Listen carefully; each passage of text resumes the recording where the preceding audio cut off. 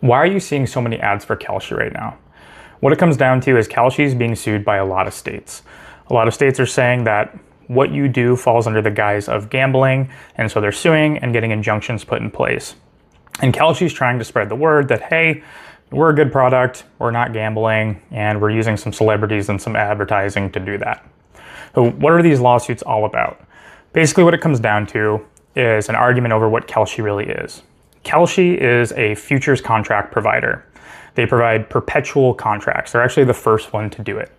Futures contracts usually involve parties that take one side of a contract, and usually it's an agreement on prices. Oftentimes it's related to things like commodities. So think, cattle and corn, that sort of thing. And it stops at a certain date. Both sides think the price will be either higher or lower, and they're getting the contract for some reason. Usually they're trying to hedge losses or gains. There's some real economic benefit that they receive from it, locking in their earnings or protecting downsides. It can get really complicated, and that's part of what this conversation is all about, is the states are saying, hey, you're using complicated, financial vehicles and you're overlaying it on what is just traditional gambling.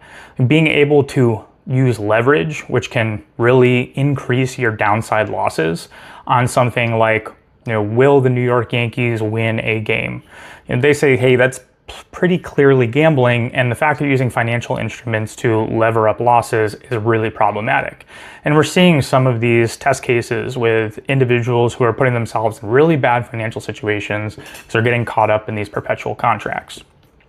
At the end of the day, both sides have some good arguments. Kalshi's saying, hey, we're not like a digital casino where there's no house setting the numbers. It's supply and demand. There are two sides and you have buyers and sellers, and we're just sort of a third party off to the side.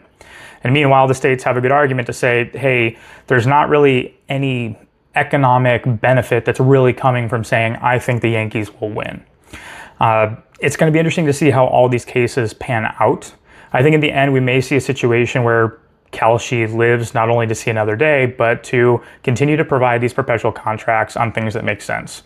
An example for me that I actually think does make sense is the ability to take the side of a contract based off of housing prices indices over time. If you're a young individual and you can't buy a home, but you want to get some of the benefit, you could buy the side saying that prices will be above a certain amount at the end of the year. And even though you can't afford to buy a home, you get an economic benefit. But I think it's going to be really hard to make the argument that placing these contracts on things like Yankees winning baseball games is going to stick around.